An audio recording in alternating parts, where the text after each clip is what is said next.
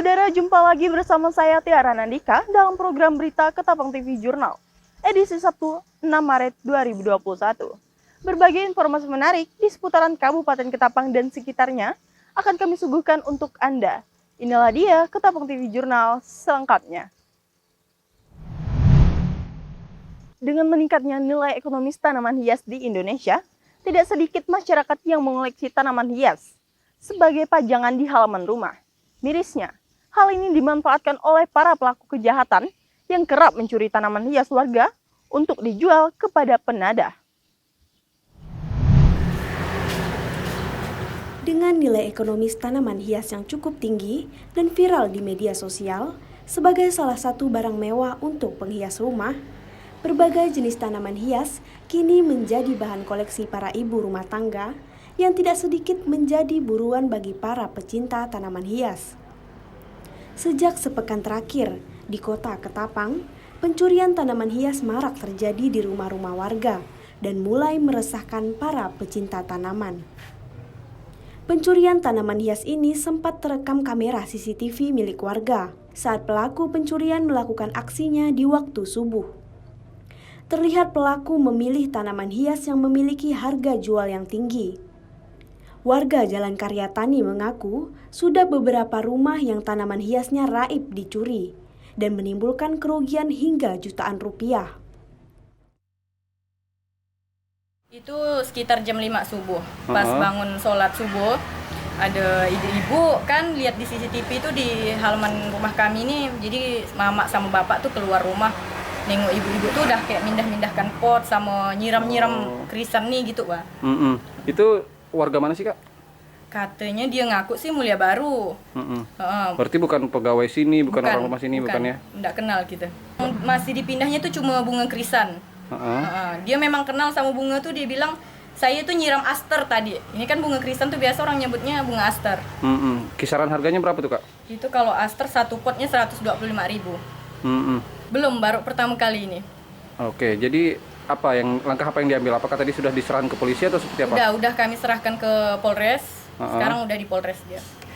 Kita maunya sih semoga pihak Polres tuh ngusut kasus ini lah. Soalnya memang di sekitar kami dalam beberapa hari ini memang banyak kecurian. Ada yang sampai 31 pot, ada yang 13 pot, itu udah berjuta-juta lah duitnya tuh.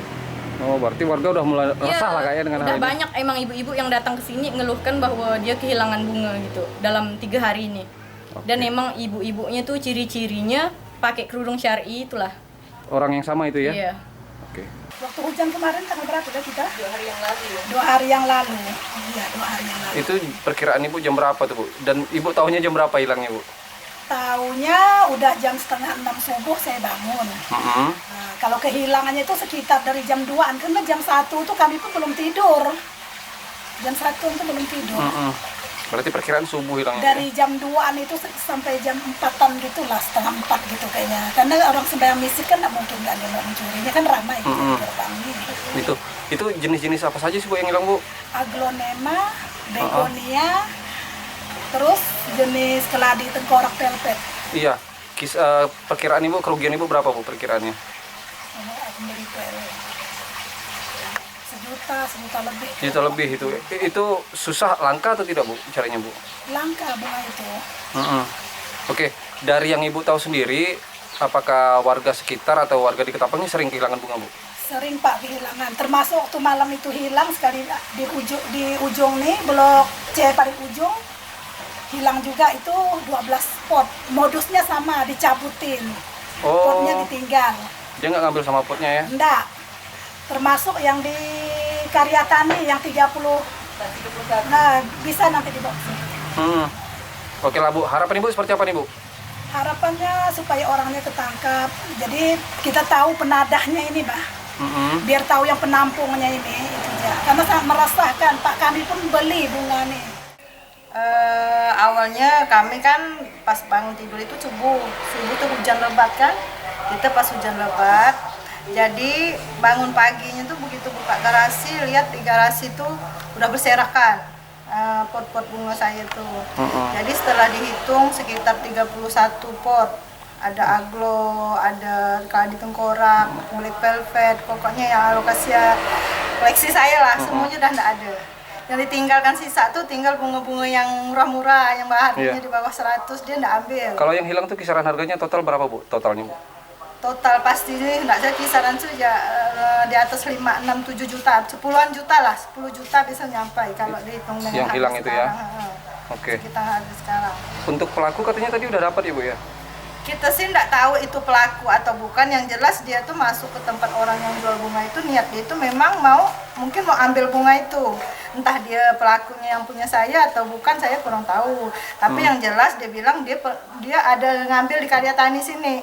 Nah, yang Karya Tani sini yang merasa kehilangan, saya, yang lain belum tahunya. Yang banyak di BTN situ, Gerbang Permata banyak Iya. yang kehilangan. Ibu sendiri udah berapa kali? Udah baru ini? Oh, Bu? 2 kali. Pertama cuma 1 keladi yang biasa aja, yang cincau itu yang diambilnya. Yang ini yang paling banyak, yang paling parah yang ini, yang kali ini.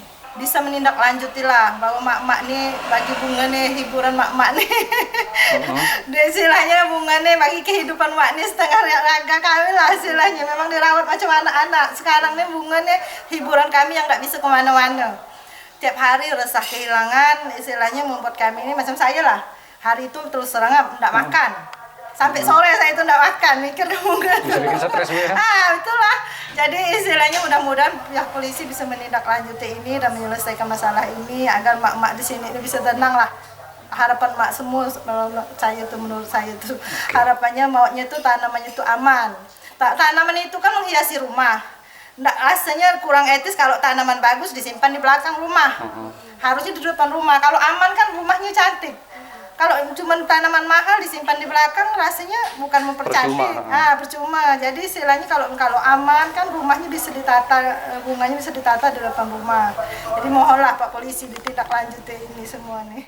Hingga saat ini, aparat kepolisian Polres Ketapang sedang melakukan penyelidikan terkait modus pencurian tanaman hias ini yang diduga berkaitan dengan sindikat pencurian tanaman hias di Kalimantan Barat.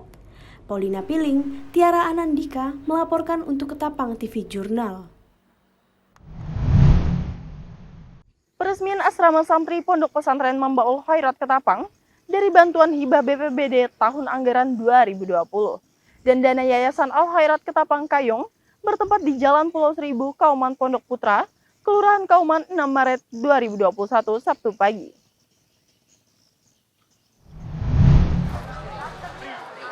Asrama santri Pondok Pesantren Mambaul Khairat ini dihadiri oleh Forkopimda Kabupaten Ketapang. Acara dibuka dengan sholawat, pembacaan Al-Quran, sambutan-sambutan, dan peresmian oleh Wakil Bupati Ketapang. Ya, yang pertama harapan saya semoga asrama santri ini dapat dimanfaatkan dengan sebaik-baiknya.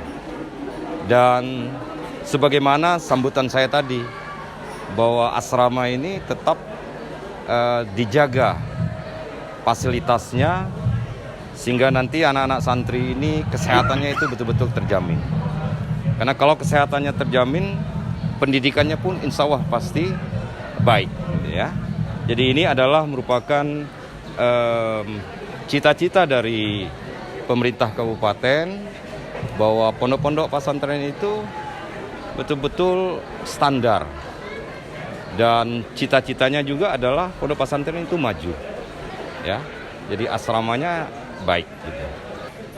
Ya, karena hari ini kita masih berada pada pandemi COVID-19, saya berharap bahwa para santri, santriwati, santriwan semuanya tetap memperhatikan protokol kesehatan. Demikian juga dengan para pengelola, terutama pimpinan pondok, juga tetap memperhatikan protokol kesehatan. Semoga pandemi ini cepat berlalu. Nah, ketika pandemi cepat berlalu, harapan saya juga adalah pendidikan ini dapat berjalan dengan maksimal. Walaupun hari ini kita tidak bisa katakan bahwa tidak maksimal, tapi kan masih ada kejanggalan-kejanggalan di dalam menjalankan proses belajar mengajar. Nanti itu harapannya adalah untuk memperhatikan protokol kesehatan. Nah, di sisi yang lain juga bahwa para santri ini menjaga secara sayang gitu ya terhadap pondoknya ini, asramanya ini. Dijaga kebersihannya untuk mencapai tingkat kesehatan yang baik. Sehingga nanti mereka juga mengikuti pendidikan tuh dengan nyaman. Itu harapannya. Farhan berharap agar asrama ini dapat dimanfaatkan dengan sebaik mungkin dan dirawat oleh para santri untuk menjamin kesehatan santri.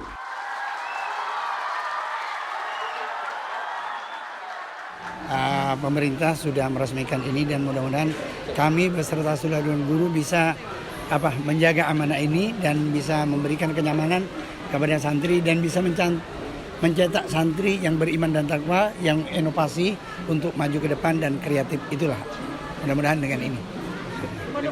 Pondok pesantren ini bisa menampung berapa santri, Pak? Sementara ini dengan sebenarnya standarnya tidak sampai 600, sekitar hanya 400. Karena minat masyarakat cukup tinggi, sehingga satu kamar ada yang sampai 20. Ini overload sebenarnya. Tapi mudah-mudahan ke depan kita sesuai dengan standar fasilitas yang ada. Dan untuk tahun ini insya Allah kami tidak terlalu banyak. Diperkirakan hanya 200 santri menerima, karena melihat kapasitas yang tidak memungkinkan. Ya, kalau asrama yang baru diresmikan ini, Pak, ada berapa ruangan? Ada 6. Itu 6 kalau sekitar menampung 110 santri. Ini untuk 110 santri. 6 ruangan besar ini. Dan di lain tempat ada. Di belakang juga ada itu kan. Ini untuk yang putra. Yang putri di belakang. Ya, ke depan pondok pesantren ini tidak akan berjalan kalau hanya dilakukan oleh salah satu pihak. Artinya pimpinan pondok pesantren beserta seluruh dewan guru, kemudian masyarakat dan pemerintah. 3 potensi ini harus kita bergandengan tangan. Tidak bisa pesantren hanya sendiri tanpa pemerintah. Dan begitu juga masyarakat tanpa oleh guru. Jadi 3 komponen ini adalah sebagai kekuatan yang utama untuk majunya pondok pesantren. Pemerintah, pengelola, yakni guru dan masyarakat. Kiai Haji Abdullah Al-Fakir mengatakan bahwa asrama santri yang diresmikan hari ini terdapat 6 ruangan dengan kapasitas 110 santri. Pihaknya juga berharap agar fasilitas di pondok pesantren ini bisa diperhatikan oleh pemerintah, baik terhadap bangunan dan teknologi, untuk menunjang aktivitas belajar para santri. Dari Ketapang, Tiara Nandika, Paulina Piling mewartakan untuk Ketapang TV Jurnal.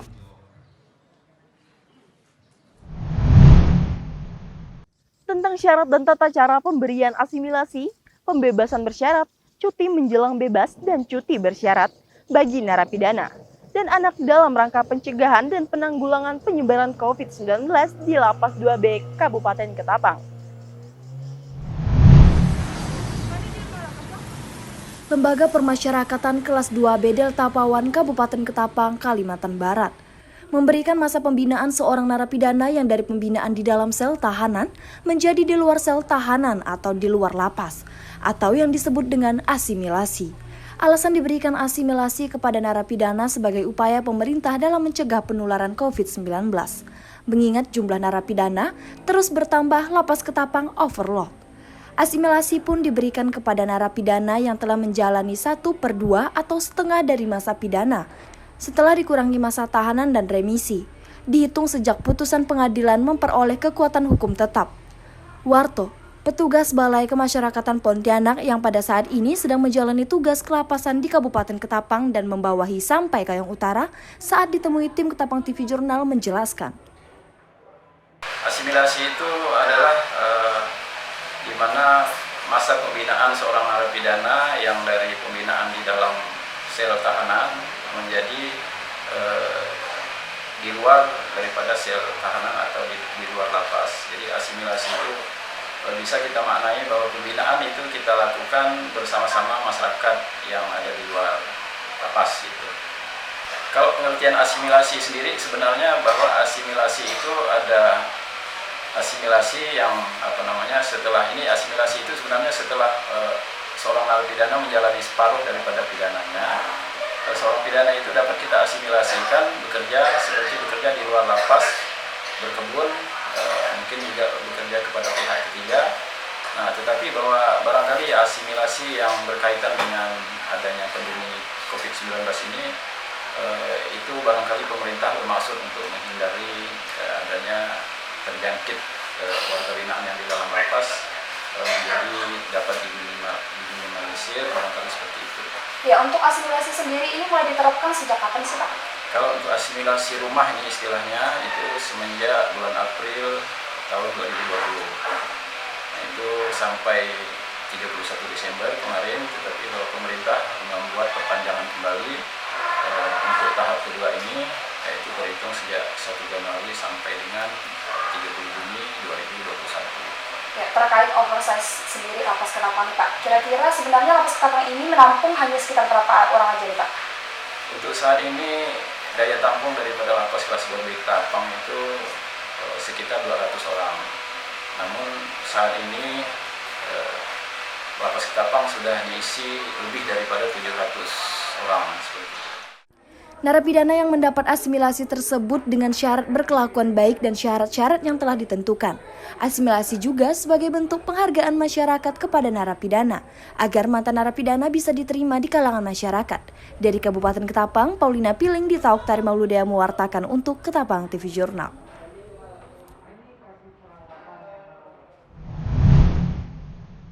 Sebanyak 20 wartawan dari berbagai media di Kota Pontianak ikut menjalani vaksinasi. Selain wartawan, Wakil Wali Kota Pontianak Bahasan dan sejumlah organisasi perangkat daerah Kota Pontianak juga ikut menjalani vaksinasi ini.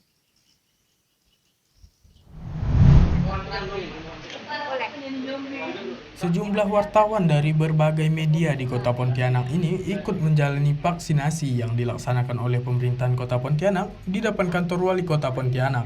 Selain wartawan, Wakil Wali Kota Pontianak, Bahasan dan sejumlah kepala organisasi perangkat daerah Kota Pontianak juga ikut menjalani vaksinasi. Vaksinasi ini sendiri merupakan vaksinasi tahap kedua yang dilakukan oleh pemerintahan Kota Pontianak setelah vaksinasi tahap pertama selesai, dilaksanakan kepada tenaga kesehatan. Wali Kota Pontianak Edi Rusdi Kamtono menjelaskan jika vaksinasi tahap kedua ini diberikan kepada sejumlah wartawan, kepala OPD Eselon 1 dan 3, tokoh masyarakat, TNI, Polri, lansia, dan pelayanan publik. Dengan jumlah vaksin yang disediakan pemerintahan Kota Pontianak sebanyak 17.750 vaksin. Edi berharap vaksinasi ini bisa terlaksanakan dengan baik dan tidak ada kendala sehingga vaksinasi ini bisa secepat mungkin didistribusikan kepada masyarakat dan Kota Pontianak dapat lebih baik. Hari ini pemerintah Kota Pontianak melakukan vaksinasi secara serentak tahap 2. Tahap 1 kan prioritasnya nakes dan role model. Ini tahap 2 prioritasnya ASN, pejabat eselon 2, 3, terus lansia, wartawan, tokoh masyarakat, TNI Polri, ada 17.750 vaksin yang di-drop yang sudah ada di Kota Pontianak. Ya, guru-guru juga ini menjadi salah prioritas. Nah, mudah-mudahan vaksinasi ini berjalan lancar ya, tidak ada kendala, karena kan harus dicek dulu tekanan darahnya dan riwayat penyakit yang ada. Nah, kalau ini lancar, kita bisa cepat mendistribusikan vaksin ini ke masyarakat. Kita harapkan Kota Pontianak akan semakin lebih baik. Ya, ini kan memang sudah jadi arahan pemerintah pusat dan kebijakan pemerintah daerah, karena wartawan kan mobile, selalu berada di mana-mana. Nah, bagi masyarakat yang aktivitas di luarnya itu besar, ini yang justru yang berpotensi untuk menularkan kan, menerima dan menularkan COVID atau virus, sehingga wartawan akan menjadi skala prioritas untuk divaksin. Vaksinasi yang dilakukan pemerintahan Kota Pontianak kepada yang melibatkan sejumlah wartawan ini disambut baik oleh Anugrah, salah satu wartawan Kompas TV Pontianak. Mengingat bekerja sebagai wartawan, banyak beraktivitas di luar ruangan dan berpotensi tertularnya COVID-19. Tadi udah mengikuti proses vaksin pertama di kantor dari Kota Pontianak. Tadi kan setelah divaksin agak sedikit pegal sih, tapi habis itu sih nggak ada yang terlalu gimana. Kalau disuntik normal sih, kayak disuntik biasa, ya suntik vaksin biasa lah, nggak ada reaksi yang aneh-aneh. dan sekarang udah proses screening dan juga kita udah dapat surat kartu vaksin COVID-19. Nanti tanggal 16 kita akan ikuti vaksin keduanya di sini. Sebelumnya ada rasa khawatir nggak sebelum divaksin? Tidak ada sih rasa khawatir kalau karena kita dapat informasi bahwa pemerintah Kota Pontianak memfasilitasi para jurnalis, jadi cepat-cepat kita daftar untuk biar kita aman beraktivitas, karena wartawan kan banyak aktivitasnya itu di luar ruangan dan banyak ketemu dengan banyak orang, jadi potensi mungkin terpapar itu lebih cukup besar ya. Jadi vaksinasi ini salah satu yang ditunggu-tunggu oleh kita, karena nantinya kita akan lebih bisa aman ya setelah vaksin kedua, tentunya lebih aman untuk beraktivitas. Setelah menjalani vaksinasi tahap pertama, sejumlah wartawan dan kepala OPD ini nantinya kembali akan menjalani vaksinasi tahap kedua pada tanggal 16 Maret 2021. Dari Kota Pontianak, M. Amarudin Uti Pratama Yuda mewartakan untuk Ketapang TV Jurnal.